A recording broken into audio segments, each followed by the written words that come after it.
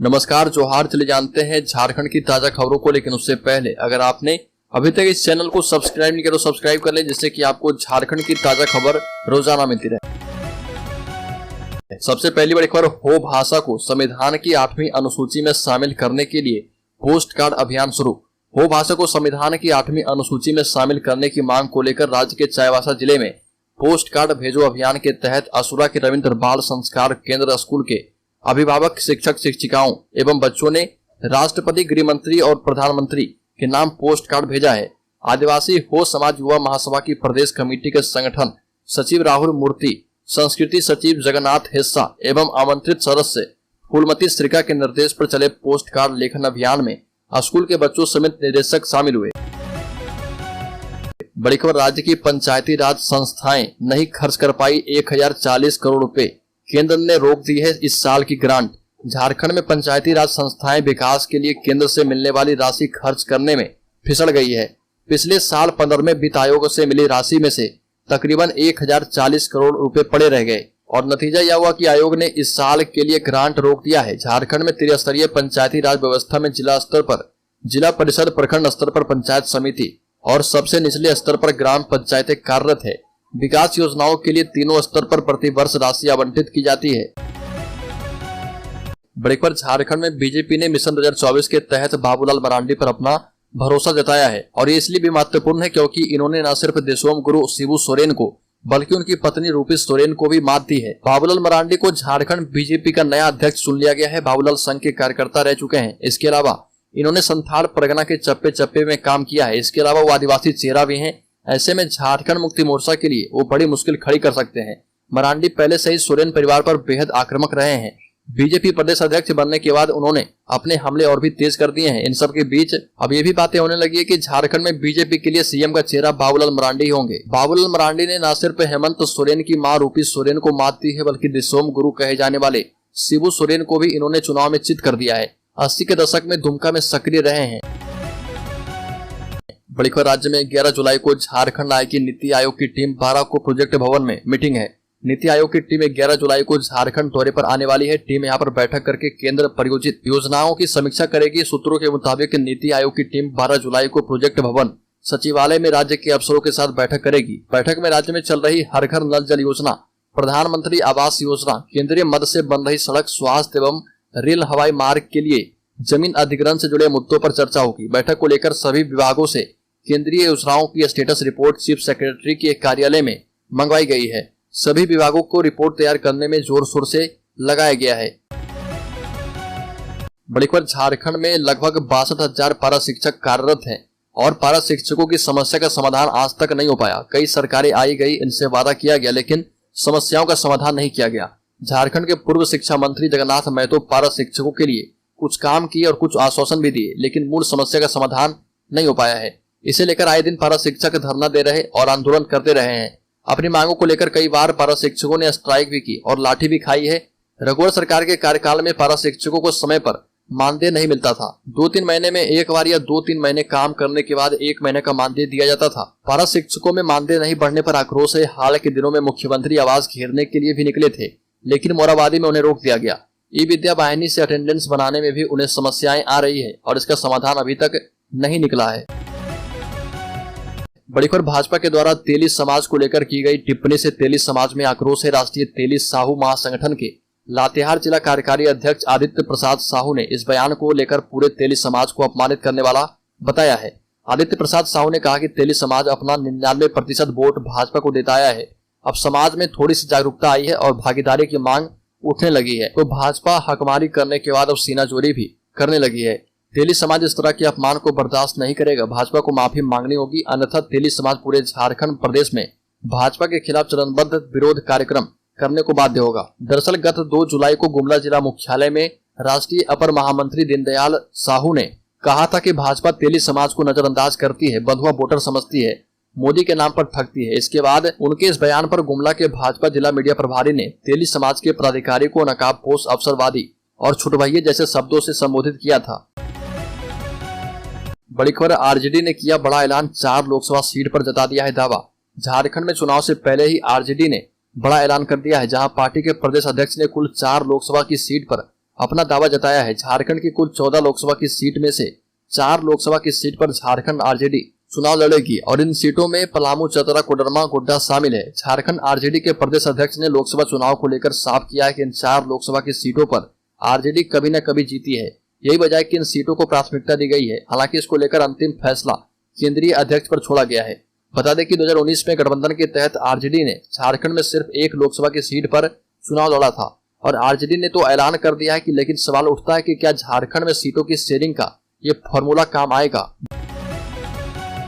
बड़ी खबर, मुख्यमंत्री हेमंत सोरेन ने कहा कि राज्य के पहाड़ी इलाकों में अनेक कुआं और छोटे झरने हैं। इन सभी कुआं और झरनों की जियो मैपिंग कराने की परियोजना बनाएं ताकि उनके पानी की क्षमता को बढ़ाकर समुचित इस्तेमाल किया जा पाए। संवर्धन योजना के तहत बनने वाले कुओं की भी जियो मैपिंग कराने को कहा गया है। मुख्यमंत्री सोरेन ने कहा कि राज्य सरकार का ग्रामीण अर्थव्यवस्था को मजबूत करने पर जोर है। इस लिहाज से मनरेगा से जुड़ी योजनाएं झारखंड के लिए काफी मायने रखती है।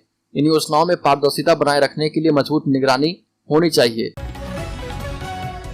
बड़ी खबर, केंद्र सरकार पर जमकर बरसे सीएम हेमंत सोरेन ने कहा कि समय पर नहीं मिलता मनरेगा का पैसा। झारखंड मनरेगा परिषद की बैठक के बाद मुख्यमंत्री हेमंत सोरेन ने मीडिया से बातचीत करते हुए कहा कि इस योजना में कुछ समस्याएं भी है। केंद्र सरकार से इस योजना के मद में समय पर पैसा नहीं मिलता है। सीएम सोरेन ने इस वक्त कहा कि योजना समय से पूरी हो और लाभुक बिचौलियों के चंगुल में ना फंसे, इसके लिए उन्हें भी अकाउंटेबल बनाया जाए और डीसी को मनरेगा की जिला योजना का समन्वयक बनाने पर भी स्वीकृति दी गई है। सीएम ने कहा कि मनरेगा में मजदूरी करने वालों के लिए सामाजिक सुरक्षा के तहत सहायता अनुदान का प्रावधान है। इसकी उन्हें जानकारी हो, इसके लिए बड़े स्तर पर प्रचार प्रसार करें।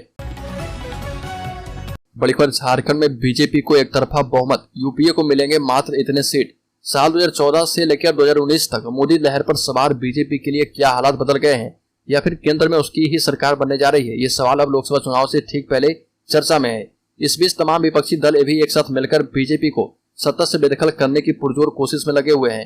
कांग्रेस, जेडीयू, टीएमसी समेत तमाम विपक्षी दल बीजेपी के खिलाफ महामोर्चा बनाने की तैयारी कर रहे हैं। उधर बीजेपी भी जीत की हैट्रिक लगाने के लिए अपनी तैयारी में लग गई है। ऐसे में अगर झारखंड की बात करें तो टाइम्स नाउ भारत इस सर्वे में बीजेपी को एक तरफा बहुमत मिलता दिख रहा और इस बार लोकसभा चुनाव में यूपीए को सिर्फ 38% वोट मिलता दिख रहा, जबकि बीजेपी को 53% जा रहा। अगर सीटों की बात करें तो 14 लोकसभा सीटों में से 10 से 12 सीटें बीजेपी को मिलती दिख रही है। इसके साथ ही साथ 2 से 4 सीटें यूपीए को मिलती हुई दिख रही है। ऐसे में आने वाले दिनों में झारखंड में बीजेपी और कांग्रेस में कांटे की टक्कर देखने को मिल सकती है। बड़ी खबर, झारखंड में भी ज्योति मौर्य जैसा किस्सा, पति ने मजदूरी करके बनाया नर्स, अब पत्नी का साथ रहने से इनकार। झारखंड में भी यूपी के प्रतापगढ़ वाला ज्योति मौर्य जैसा किस्सा हुआ है। दरअसल झारखंड के साहिबगंज जिला के एक शख्स ने दावा किया है कि उसने अपनी पत्नी को पढ़ा लिखाकर नर्स बनाया और वह अब उसके साथ रहने से इनकार कर रही है। शख्स का दावा है कि उसने अपनी पत्नी की पढ़ाई में तकरीबन 4.5 लाख रुपए खर्च किए और जब वो नौकरी करने लगी है तो उसे अपनाने से इनकार कर दिया। शख्स का यह भी कहना है कि उसकी पत्नी 14 अप्रैल 2023 से ही लापता है। पत्नी के साथ उसका 10 साल का बेटा भी है। शख्स ने अब जिला अदालत, डीसी और पुलिस अधीक्षक के पास आवेदन देकर न्याय की गुहार लगाई है। शख्स का कहना है कि उसने पत्नी को पढ़ाने के लिए गुजरात में मजदूरी की ट्रैक्टर चलाया और कनाही का आरोप है कि पत्नी 28,000 रुपए और ज्वेलरी लेकर भाग गई है। बड़ी खबर, राज्य में सेविका सहायिका यूनियन 10 जुलाई को मनाएगी काला दिवस। All India federation of anganwadi workers and helper के आह्वान पर सेविका सहायिका को 26,000 मानदेय, ग्रेचुटी का लाभ, पेंशन देने एवं आईसीडीएस का निजीकरण के खिलाफ देशव्यापी मांग दिवस पर 10 जुलाई को काला दिवस मनाया जाएगा। झारखंड राज्य आंगनबाड़ी सेविका सहायिका यूनियन की जिला कमेटी की ऑनलाइन बैठक में निर्णय किया गया है। बैठक में 6 महीने से पोषाहार राशि नहीं मिलने के कारण आंगनबाड़ी केंद्र चलाने में आ रही समस्या सहित कई मुद्दों पर चर्चा की गई। वहीं पूर्व के निर्णय जिसमें आंगनबाड़ी केंद्र में अनिश्चितकालीन हड़ताल पर जाने के फैसले को वापस लिया गया और बढ़ती महंगाई के चलते सामानों का दाम बेतहाशा बढ़ने से हो रही परेशानी केंद्र सरकार के द्वारा झारखंड की सेविका सहायिका को नवंबर 2022 से मानदेय नहीं देने, एससी एसटी केंद्र में जनवरी एवं अन्य केंद्रों में मार्च महीने से पोषाहार राशि का आवंटन नहीं देने के खिलाफ 10 जुलाई को 1 दिवसीय हड़ताल किया जाएगा। बड़ी खबर, झारखंड कांग्रेस का प्रदेश अध्यक्ष बदलना तय, आदिवासी चेहरे को मिल सकती है जिम्मेदारी, कालीचरण मुंडा और बंधु तिर्की को लेकर चर्चा। लोकसभा चुनाव की सुगबुगाहट तेज होते ही झारखंड में पार्टियों की आलाकमान बदलाव होने शुरू हो गए हैं। भाजपा के प्रदेश अध्यक्ष बदलने के साथ ही अब कांग्रेस का प्रदेश अध्यक्ष बदलना लगभग तय माना जा रहा। यह बदलाव न केवल लोकसभा चुनाव को देखते हुए किया जा रहा बल्कि विधानसभा चुनाव को भी साधने की तैयारी है। चूँकि भाजपा ने झारखंड में पार्टी की कमान आदिवासी चेहरा बाबूलाल मरांडी को सौंपा है तो कांग्रेस के भीतर खाने में भी आदिवासी चेहरे को लेकर चर्चा का बाजार गर्म है। कांग्रेस के अहम पद पर बैठे एक पदाधिकारी ने बताया कि जब विपक्ष आदिवासी चेहरे के साथ स्ट्रेटजी तय कर रहा तो कांग्रेस भी आदिवासी चेहरे को सामने लाए, इसमें गलत क्या है। बड़ीखर राज्य में सांप्रदायिक सौहार्द बिगाड़ने का मामला। कदमा में सांप्रदायिक सौहार्द बिगाड़ने के मामले में हाईकोर्ट ने भाजपा नेता अभय सिंह समेत अन्य के खिलाफ दायर जमानत याचिका पर अपना फैसला नहीं सुनाया। सुनवाई के दौरान सरकार की तरफ से अपर महाधिवक्ता सचिन कुमार ने अपना पक्ष रखा। जमानत याचिका पर दूसरी पाली में सुनवाई होनी थी, लेकिन महाधिवक्ता सचिन कुमार ने कोर्ट को आवेदन देकर दूसरी तिथि ले ली है और कोर्ट को बताया कि दुसुकी हाई कोर्ट के जस्टिस संजय मिश्रा की माता के निधन में शामिल होने के लिए चले गए हैं। इस कारण सुनवाई की दूसरी तिथि दे दी जाए। 12 जुलाई को सुनवाई की अगली तिथि निर्धारित कर दी गई है। मालूम हो कि 9 अप्रैल को कदमा के शास्त्री नगर का सौहार्द बिगड़ गया था। बड़ीखर टाटा ग्रुप की कंपनी टाटा स्टील ने अपने 38 कर्मचारियों को निलंबित कर दिया है। इनमें से कुछ कर्मचारियों पर सेक्सुअल मिसकंडक्ट, यौन दुर्व्यवहार और कुछ पर कोड ऑफ कंडक्ट कंपनी की आचार संहिता तोड़ने का आरोप है। मालूम हो कि इससे पहले टाटा ग्रुप की कंपनी टीसीएस में नौकरी घोटाला सामने आया था, जिसमें लिप्त कुछ कर्मचारियों पर कार्रवाई की गई थी। टाटा स्टील के एजीएम में चेयरमैन एन चंद्रशेखर ने कहा कि टाटा स्टील ने कंपनी की आचार संहिता का उल्लंघन करने के लिए अपने 38 कर्मचारियों के खिलाफ कार्रवाई की है। इसके 38 कर्मचारियों में से 35 को नैतिक मुद्दों से जुड़ी अस्वीकार्य प्रथाओं के लिए और अन्य 3 को यौन दुर्व्यवहार के लिए निलंबित कर दिया गया था। कंपनी ने अधिकार के दुरुपयोग, हितों के टकराव और अनुबंध प्रबंधन समझौते जैसे मुद्दे पर कई विल्सर ब्लोअर पॉलिसी के तहत प्राप्त शिकायतों के आधार पर कर्मचारी के खिलाफ कार्रवाई की। बड़ीखर अगले 24 घंटे में पूरे राज्य में बारिश का पूर्वानुमान। पूरे राज्य में मानसून का असर देखा जा रहा है। रुक रुक कर बारिश हो रही है। इसके बाद भी मानसून अपनी मजबूत स्थिति में नहीं है। राज्य में मानसून कमजोर स्थिति में है। मौसम विज्ञान केंद्र रांची के मुताबिक अगले 1 सप्ताह तक मानसून सक्रिय रहेगा। इस दौरान जमकर वर्षा होने का अनुमान लगाया गया है। यही वर्षा खेती के लिहाज से अच्छी होगी और खरीफ फसलों को काफी लाभ मिलेगा।